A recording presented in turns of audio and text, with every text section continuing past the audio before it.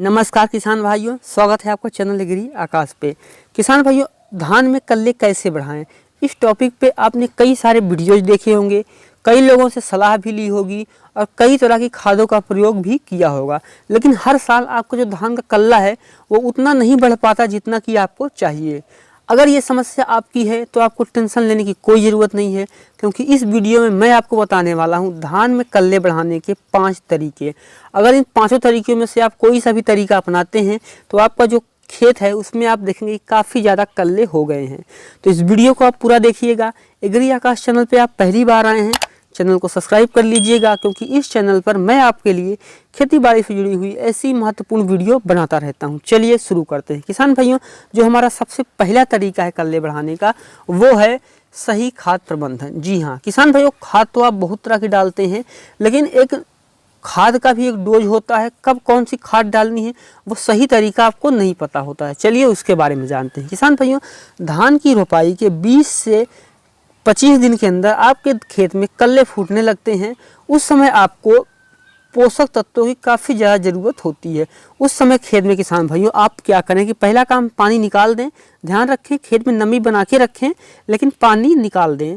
साथ ही उसमें आप 1 एकड़ खेत में 20 से 22 किलो यूरिया और 8 से 10 किलो जिंक का प्रयोग करें। ध्यान रखें अगर आपने रोपाई के समय जिंक डाला है तो आप यहाँ पे 5 से 6 किलो जिंक डालें, लेकिन अगर आपने रोपाई के समय जिंक नहीं डाला है तो आपको 8 से 10 किलो जिंक डालना चाहिए, जिससे कि जो आपका पौधा है वो काफ़ी तेज़ी से विकास करेगा, उसमें काफ़ी कल्ले भी निकलेंगे।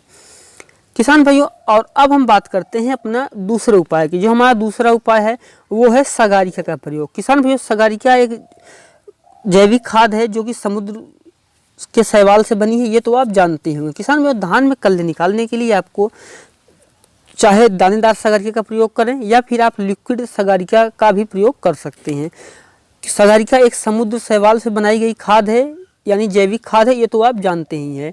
अगर आप लिक्विड सगारिका लाते हैं तो उसको आपको 250 ग्राम लिक्विड सगारिका को पानी में मिला करके अपनी फसल पे स्प्रे कर देना चाहिए। इससे भी काफ़ी तेज़ी से कल्ले बढ़ते हैं, क्योंकि इससे पौधों को सही पोषण मिलता है और धान के जो कल्ले हैं काफ़ी तेज़ी से बढ़ जाते हैं। किसान भाई, जो हमारा तीसरा उपाय है वो है खरपतवार नियंत्रण। अब आप सोच रहे होंगे कि धान की फसल में खरपतवार नियंत्रण से कल्ले कैसे बढ़ेंगे। आप इस बात को समझिए। होता क्या है कि अगर आपके खेत में खरपतवार ज़्यादा मात्रा में होते हैं और आप उनको नियंत्रण नहीं करते और कल्ले बढ़ाने के लिए आप खाद डालते रहते हैं, नतीजा ये होता है किसान भाइयों कि जो खरपतवार है जब उसमें पोषक तत्व पहुँचता है तो वो काफ़ी तेज़ी से बढ़ जाता है और उसके इधर आप देखेंगे कि आपको जो धान है वो विकास नहीं कर पाता है। सबसे पहले आप अपने खेत के खरपतवार को हटाइए, उसके बाद कल्ले बढ़ाने फोकस कीजिए। तो आप पहले खरपतवार नियंत्रण कर लें, उसके बाद आप जो मैं आपको आगे तरीके बताने वाला हूँ आप उसको इम्प्लीमेंट कीजिए। तो आप देखेंगे कि आपको जो खेत है उसमें कल्ले काफ़ी अच्छी मात्रा में निकलेंगे। और साथ में आप ये भी ध्यान रखें, निराई गुड़ाई जरूर करें, क्योंकि जब निराई गुड़ाई आप नहीं करते हैं तो कल्ले बढ़ेंगे तो कहाँ बढ़ेंगे। घास जो है पूरा खेत में बढ़ जाती है, इसलिए घास को निकालें और खरपतवार नियंत्रित करके फिर आप उसमें कोई खाद डालें। किसान भाई, जो हमारा चौथा तरीका है वो है खेत को सूखा रखें। जी हाँ किसान भाई, ज़्यादातर जो किसान भाई हैं वो खेत को उनको लगता है कि धान एक पानी वाली फसल है, इसमें पानी भरते रहो। ऐसा नहीं होता है। धान पानी वाली फसल है, लेकिन हमेशा उसके पूरा टाइम पानी में नहीं भरना है। किसान भाइयों, आपको जब धान में कल्ले निकल रहे हो उस समय खेत में पानी न जमा होने दें, लेकिन नमी को बना के रखें।